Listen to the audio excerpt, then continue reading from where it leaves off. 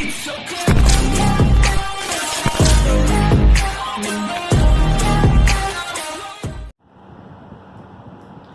बच्चों, आपके अपने YouTube channel maths master classes में आप सभी का स्वागत है। मेरा नाम है प्रवीण कुमार आर्य। आज हम जो पढ़ने वाले हैं क्लास 8 का चैप्टर का नाम है रैशनल नंबर्स। अब बात आती है कि रैशनल नंबर्स क्या होते हैं। तो रैशनल नंबर्स एक्चुअली क्या होते हैं, जिनको हम P/Q की फॉर्म में लिख सकते हैं, ठीक है। और P और Q दोनों जो होते हैं वो इंटीजर होते हैं। क्या होते हैं? इंटीजर होते हैं। और जहां पे वेयर जो Q होता है वो कभी भी 0 के इक्वल नहीं होता है। अगर ये वैल्यू हमारी 0 हो जाती है तो ये इनडिटर्मिनेट फॉर्म होती है। इसको हम डिफाइंड नहीं कर सकते, नॉट डिफाइंड फॉर्म होती है ये। जैसे 1/0 लिखा या 2/0 लिखा, तो ये नंबर हमारे रैशनल नंबर्स नहीं है। अगर हम बात करें, जैसे हमने 2/3 लिखा तो ये हमारा एक रैशनल नंबर है। इसी तरीके से 1/4 लिखा तो ये भी एक हमारा रैशनल नंबर्स है बच्चों। अब बात करते हैं रैशनल नंबर्स की प्रॉपर्टी की।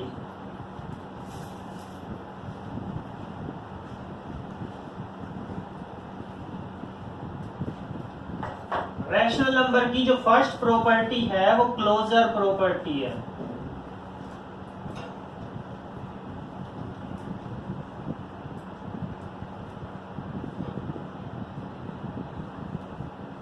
Closure property.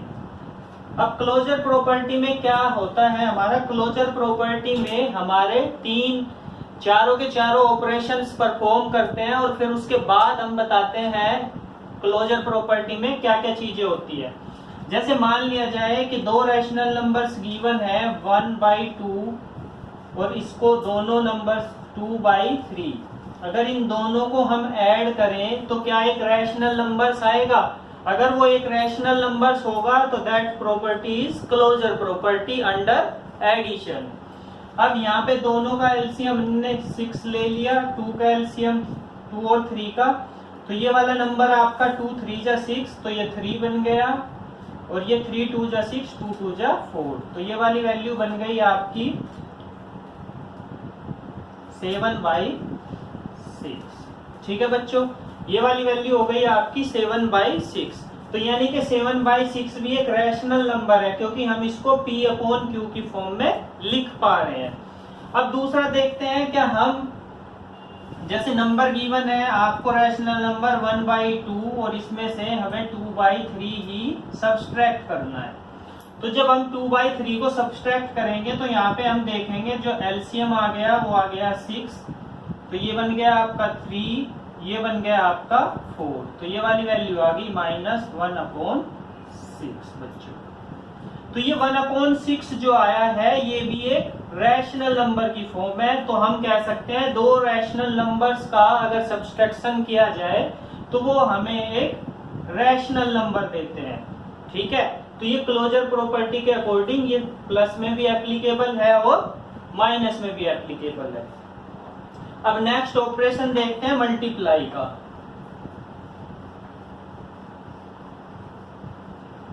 अगर मल्टीप्लाई की बात करें, जैसे यही तो हमारे पास नंबर है 1/2 इंटू में 2/3, तो बच्चों आप इसको इस नंबर से कट कर देते थे, या ऊपर की ऊपर में न्यूमिनेटर की न्यूमिनेटर में मल्टीप्लाई, डिनोमिनेटर की डिनोमिनेटर में मल्टीप्लाई कर लेते थे।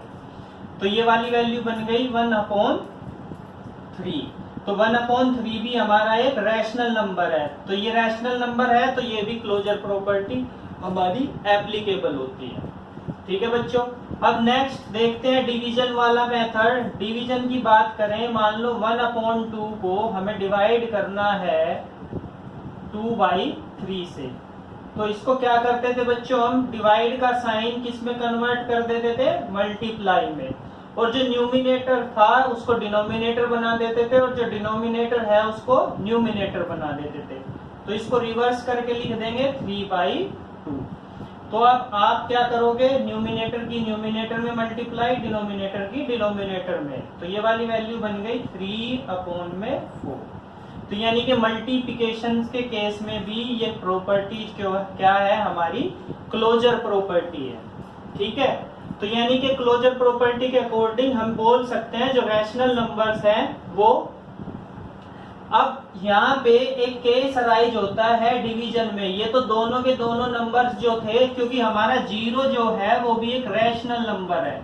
अब मान लिया जाए कि 1/2 को हमें 0 से डिवाइड करना है। ठीक है बच्चों, किससे डिवाइड करना है, 0 से। तो जब 0 से डिवाइड करेंगे तो ये फॉर्म जो होती है ये डिविजिबल नहीं होती है, इनडिटरमिनेट फॉर्म होती है, क्योंकि हमें पता है कि ये 0 से डिवाइड करने के बाद में ये आंसर रैशनल नंबर की फॉर्म में नहीं होगा। जब ये रैशनल नंबर की फॉर्म में नहीं होगा तो डिवीजन के लिए क्लोजर प्रॉपर्टी नहीं होगी हमारी। ठीक है बच्चों, यानी कि क्लोजर प्रॉपर्टी हमारी प्लस के लिए एप्लीकेबल है, माइनस के लिए और मल्टीप्लिकेशन के लिए, लेकिन डिवीजन के लिए एप्लीकेबल नहीं है। अब नेक्स्ट प्रॉपर्टी देखते हैं हमारी कॉम्यूटेटिव प्रॉपर्टी।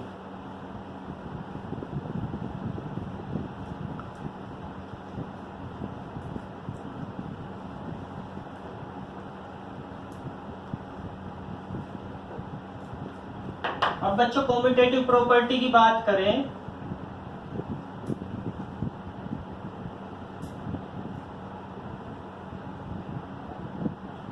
कॉम्यूटेटिव प्रॉपर्टी बच्चों जैसे इंटीजर में आप देखते थे, a इंटू में b is equals to b into में a। मान लो कि a भी कोई इंटीजर है, b भी कोई इंटीजर है, तो यहाँ पे हमें रैशनल नंबर्स के केस में चेक करना है, या एक a plus b is equals to b plus a देखते थे आप। ठीक है, इस तरीके से ये प्रॉपर्टी चलती थी कॉम्यूटेटिव वाली। तो जो हमारी कॉम्यूटेटिव प्रॉपर्टी है बच्चों वो मल्टीप्लिकेशन और प्लस के लिए ही एप्लीकेबल है, रैशनल नंबर्स में भी।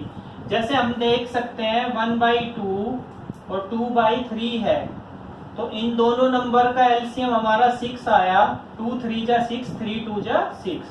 तो ये वाली वैल्यू आपकी क्या हुई, 2 3 जा 6 3 प्लस 3 2 जा 6 2 2 जा 4, यानी कि ये वाली वैल्यू हो गई हमारी 7/6 बच्चों।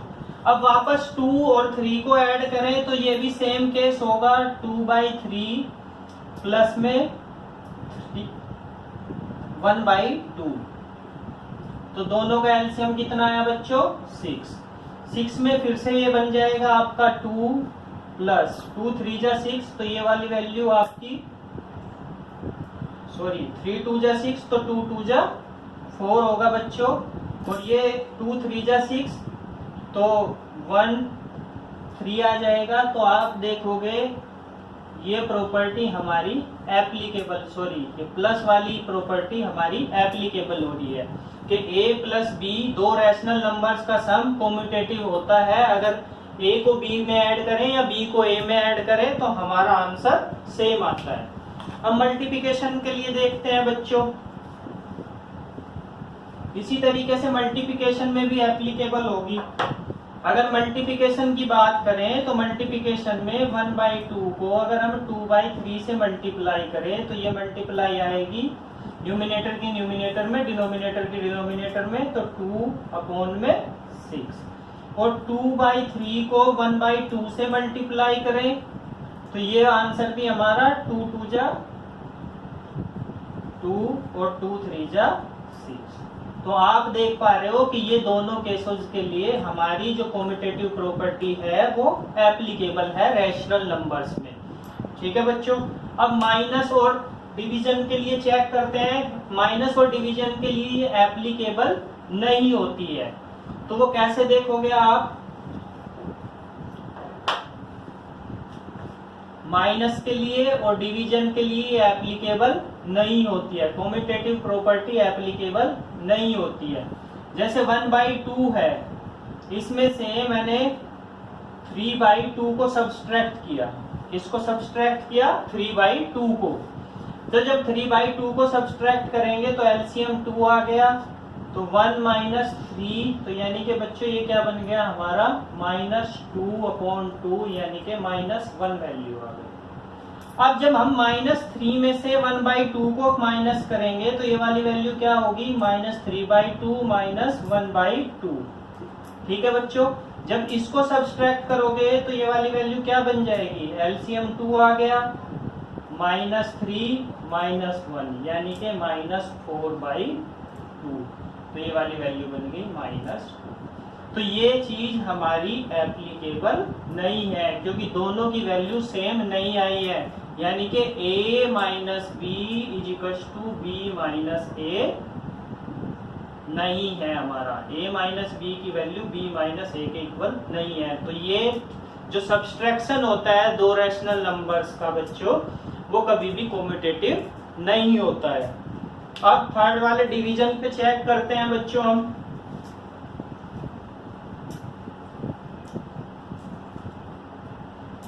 डिवीजन की बात करें, जैसे 1/2 को हमें डिवाइड करना है 3/2 से, तो जब डिवाइड करोगे तो सिंपल सा काम था कि यहाँ पे मल्टीप्लाई कर देते हो चेंज और अपॉन में 2/3 कर देते हो, तो ये वाली वैल्यू हमारी कैंसिल आउट होके आ गई 1/3।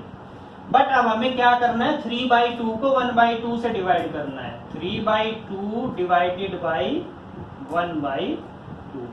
जब इस केस में करोगे तो ये वाला वैल्यू क्या बन जाएगी 3/2 इंटू में ये वाली वैल्यू बन जाएगी 2/1। ठीक है बेटा, इससे ये कैंसिल आउट, तो ये बन गया आंसर 3 आ गया, जबकि यहाँ पे आंसर 1/3 था और यहाँ पे आंसर 3 है।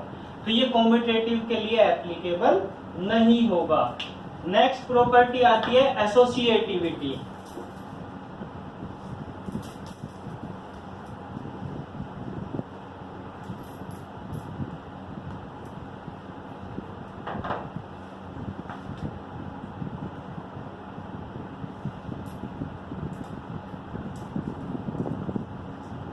एसोसिएटिव प्रॉपर्टी, तो यहाँ पे कॉम्यूटेटिव दो नंबर्स के बीच में एप्लीकेबल थी आपकी, ये 3 नंबर्स के बीच में एप्लीकेबल होती है एसोसिएटिव। जैसे a प्लस अगर b प्लस c करूं तो ये वाली वैल्यू हमारी, सॉरी, a प्लस b को ऐड करके प्लस c करे तो ये वाली वैल्यू भी हमारी यही होगी जो a plus b plus c को ऐड करेंगे। ठीक है, तो a प्लस b और b प्लस c को, देखो ये इंटीजर में एप्लीकेबल होती थी। अब हम रैशनल नंबर्स में चेक करेंगे क्या ये वैलिड होती है या नहीं होती है। मान लो कि हमने दो ही नंबर ले लिए 1/2 और एक नंबर हो गया 1/3, इन दोनों को ऐड किया और एक और तीसरा नंबर है हमारा 2/3। तो अब इनको एलसीएम लोगे तो ये एलसीएम आ गया 6 बच्चों, 2 3 जा 6, तो 3 प्लस 3 2 जा 6, 2 2 जा ये, ठीक है, प्लस में 2/3। तो ये वाली वैल्यू कितनी बन गई 5/6 प्लस में 2/3। जब इन दोनों का एलसीएम लिया तो एलसीएम भी 6 हुआ बच्चों हमारा। जब 6 हुआ 6 1 जा 6, 3 2 जा 6, तो ये वाला 5 रह गया हमारा और उसमें 2 की मल्टीप्लाई, तो आंसर कितना बना बच्चों 9/6। अब बेटा हम देखेंगे a plus b plus c की वैल्यू क्या आती है। तो यहाँ पे हमारी वैल्यू है a की वैल्यू क्या है आपकी 1/2 प्लस में, इसकी जगह b की जगह ये वैल्यू पुट करेंगे हम 1/3 प्लस ये वाली वैल्यू क्या पुट करेंगे बच्चों हम 2/3 c की वैल्यू। अब पुट की ये वाली वैल्यू तो ये 1/2 बन गया प्लस में, यहाँ पे एलसीएम आपका 3 आ गया, 3 1 जा 3, तो ये 1 प्लस 2, तो ये वाली वैल्यू बन गई 1/2 प्लस 3/3। अब जब एलसीएम लिया तो ये एलसीएम आ गया 6, 2 3 जा 6, 1 3 जा 3 प्लस 3 2 जा 6, 3 2 जा 6 बन जाएगा, 2 की मल्टीप्लाई होगी, तो ये बन गया बच्चों 9/6। तो हम देख पा रहे हैं कि 9/6 और 9/6, तो यानी कि ये हमारी एसोसिएटिव प्रॉपर्टी एप्लीकेबल है। अब बच्चों मल्टीप्लिकेशन के लिए एक बार चेक करते हैं हम इसको, रफ कर देता हूं मैं इसको।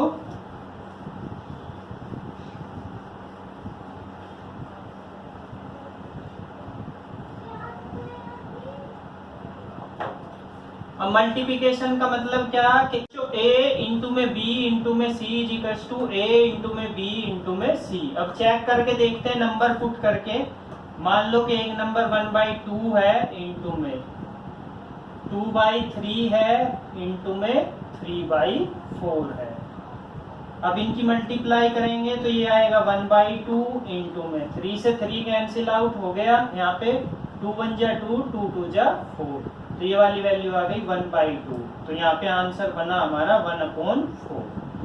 अब बच्चों यही वाली वैल्यू इधर पुट करके देखते हैं। सबसे पहले 1/2 की मल्टीप्लाई किस में करते हैं 2/3 में, और फिर इसके बाद मल्टीप्लाई करते हैं c से, जो कि वैल्यू है हमारी 3/4।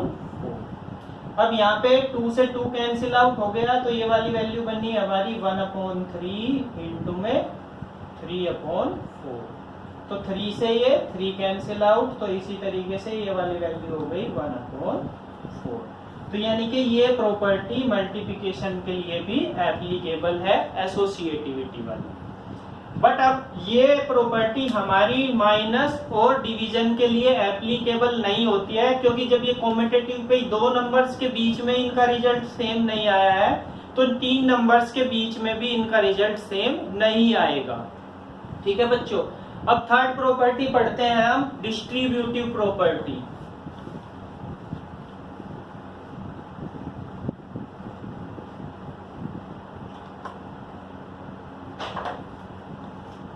डिस्ट्रीब्यूटिव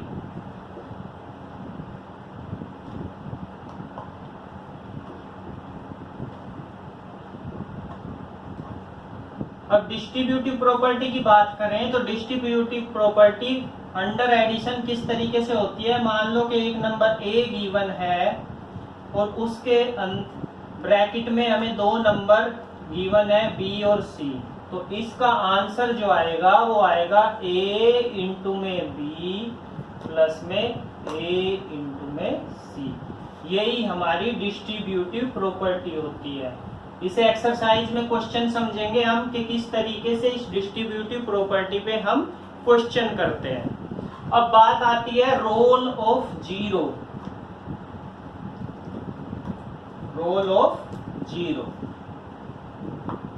जीरो का क्या रोल होता है रैशनल नंबर्स के बीच में। देखो, जीरो को किसी भी नंबर के साथ ऐड करोगे तो रिजल्टेंट नंबर सेम होगा। जैसे जीरो को हम 2/3 के साथ ऐड करते हैं तो हमारा आंसर बच्चों आता है 2/3। तो जो जीरो है वो हमारा एडिटेटिव आइडेंटिटी है। यानी कि आइडेंटिटी का मतलब क्या होता है कि किसी भी चीज से आप प्लस कर लो, यानी कि जीरो को किसी भी नंबर में प्लस करोगे तो उसका आंसर सेम होगा। अब इसी तरीके से आता है रोल ऑफ 1।